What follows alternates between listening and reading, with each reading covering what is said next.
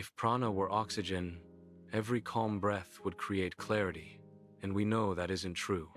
People breathe correctly but still feel scattered, anxious, fatigued. They practice breathwork diligently, yet the promised transformation remains elusive. The reason lies in a fundamental confusion, mistaking the carrier for the force itself. Breath is the vehicle. Prana is the organizing principle that attention commands. Western physiology describes respiration as gas exchange, oxygen in, carbon dioxide out. The yogi system recognizes breath as the doorway through which a more subtle energy enters and circulates. This energy, termed prana, responds not to the mechanics of inhalation but to the direction of awareness. Understanding this distinction transforms practice from mechanical repetition into conscious energy direction. Where attention goes, energy flows. The principle operates constantly, whether recognized or not. Stub your toe and observe what occurs. Attention redirects instantly to the point of impact. Within seconds, blood flow increases. Sensation intensifies. The area feels alive, throbbing, impossibly present. Your body did not request permission. Attention arrived. Energy followed.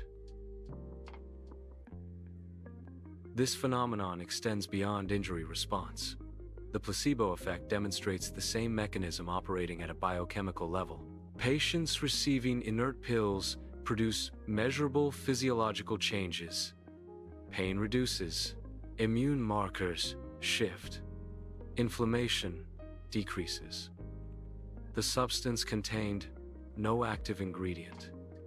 The expectation, the directed attention, reorganized internal energy pathways.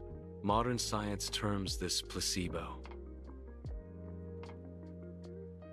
Ancient systems recognized it as prana following mind. The principle remains consistent across contexts. Martial artists directing energy to break boards. Monks regulating heart rate through focused awareness. Yogis generating measurable heat in freezing temperatures. These demonstrations share a common foundation. Attention serves as the conductor, prana as the current that responds. The nervous system provides the infrastructure. The cerebrospinal system, housed within the cranial cavity and spinal canal, presides over voluntary functions, sensation, movement, conscious thought. The sympathetic system, centered at the solar plexus, governs involuntary processes, digestion, circulation, elimination. Western physiology describes these as separate regulatory systems. Yogi science recognizes them as pathways through which prana flows according to the direction of consciousness. When attention focuses on the chest, prana accumulates there. When awareness descends to the abdomen, energy follows. This is not metaphor or visualization technique. It is observable physiological response to the placement of consciousness. The breath serves as the most accessible entry point for directing this energy. Not because breath is prana, but because the rhythm of respiration provides a framework upon which attention can anchor. The inhale naturally draws awareness inward and upward. The exhale naturally guides attention downward and outward. Most practitioners stop at the mechanical level. They regulate breath rate, adjust depth, control timing. These techniques produce effects: reduced heart rate, lowered blood pressure, shifted brainwave patterns. Yet something remains incomplete. The missing element is conscious direction of the energy the breath carries. This is not mystical theory. It is observable physiology.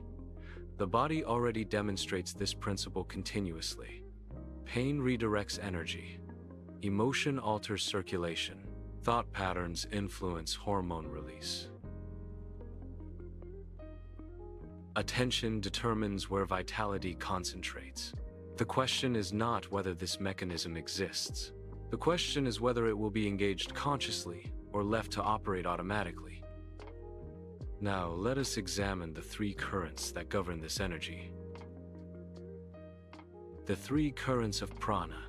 The nervous system contains multiple pathways through which vital force circulates.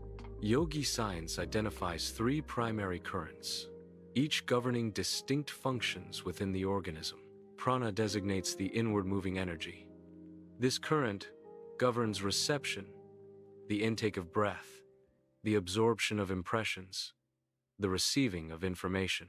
Located primarily in the chest and heart region, prana draws vitality inward and upward.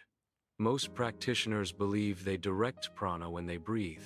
They regulate inhalation, deepen chest expansion, control respiratory rhythm, yet they move only air mechanically. The breath occurs, but the organizing intelligence behind it remains undirected. Prana responds not to the volume of air inhaled, but to the quality of attention accompanying inhalation. Without conscious direction, breathing remains mere gas exchange.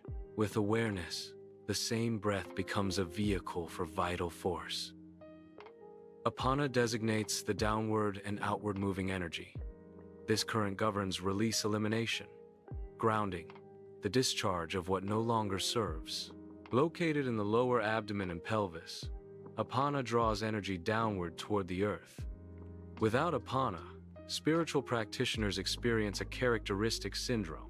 Despite regular practice, they feel ungrounded. Anxiety persists.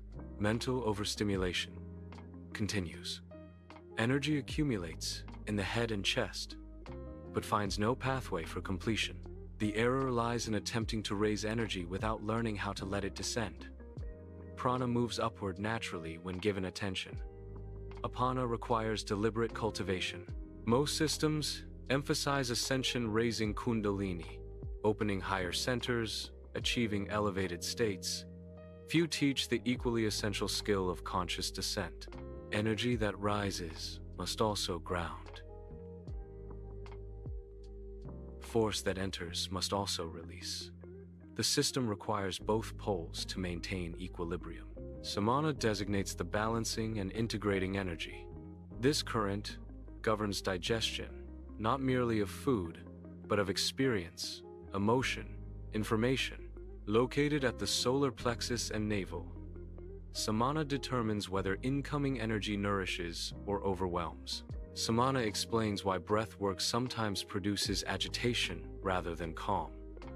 When prana enters without adequate samana to integrate it, the system becomes overstimulated. Energy charges the nervous system, but lacks coherent organization. The practitioner feels wired, scattered, unable to settle. This is not failure of technique. It is insufficient development of the integrating current. The complete system requires all three currents working in coordination. Prana draws energy inward. Apana releases and grounds.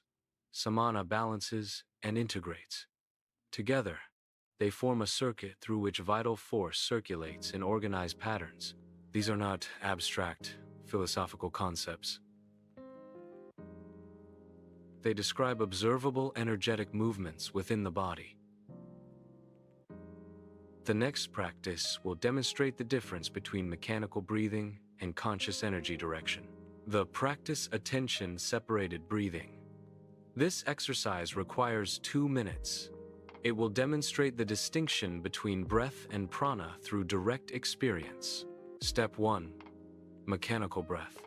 Breathe normally for 20 seconds. Do not visualize. Do not apply intention. Simply allow the breath to occur as it naturally does. Observe what happens. Air moves in and out. The chest rises and falls. Oxygen enters the bloodstream. Yet beyond these mechanical functions, does anything else change? Most practitioners notice not much. The breath occurs, but the organizing intelligence remains dormant. Step 2. Attention-added breath. Continue the same breath pattern. The rhythm remains unchanged. The depth stays consistent. Now place attention behind the breath. Feel the space the breath moves through. Do not control the movement. Do not force deeper inhalation.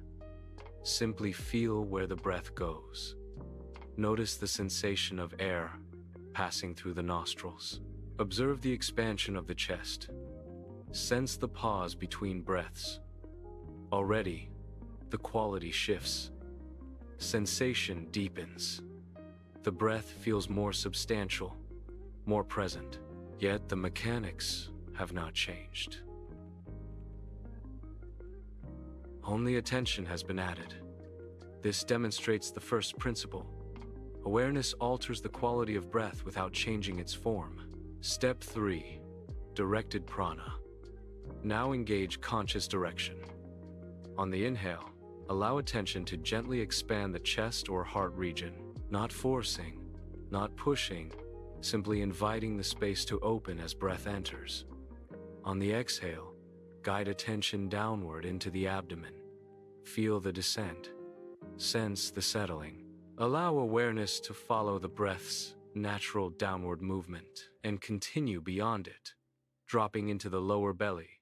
The instruction is crucial. You are not pushing energy. You are inviting it. Prana responds to gentle direction, not forceful manipulation. What may arise? Warmth in the chest or abdomen. A sense of heaviness or groundedness. Tingling in the hands or feet. Calm that was not present during mechanical breathing. Clarity that emerged without effort. Some practitioners feel nothing initially. This is normal. The sensitivity develops with practice. Others feel immediate and pronounced sensation. Both responses are valid. The essential recognition remains the same. The breath pattern did not change. The depth stayed consistent. The rhythm remained steady. Only attention shifted, and the entire quality of the experience transformed. This is the difference between breathing and directing prana. The breath serves as the vehicle. Attention determines where the current flows. Energy follows awareness with precision and immediacy. Practice this daily. The distinction becomes clearer with repetition. Eventually, the gap between mechanical breath and conscious energy direction becomes so obvious that returning to unconscious breathing feels incomplete. The intelligence that responds prana is not mystical vapor or oxygen in disguise. It is the intelligence that responds to awareness. Breath opens the door. Attention decides where the current flows. The three currents, prana, apana, samana, become accessible not through force, but through directed awareness. The nervous system already contains the pathways. The body already demonstrates the principle continuously. Pain redirects energy. Emotion alters circulation. Thought patterns influence physiological response. The distinction between mechanical breathing and conscious energy direction separates those who practice from those who transform. Air moves through the lungs regardless. The question remains whether that movement will carry organized vital force or merely facilitate gas exchange. This is not philosophy requiring belief. It is physiology requiring attention. The practice continues. The sensitivity deepens. The current responds. Until next time, keep breathing.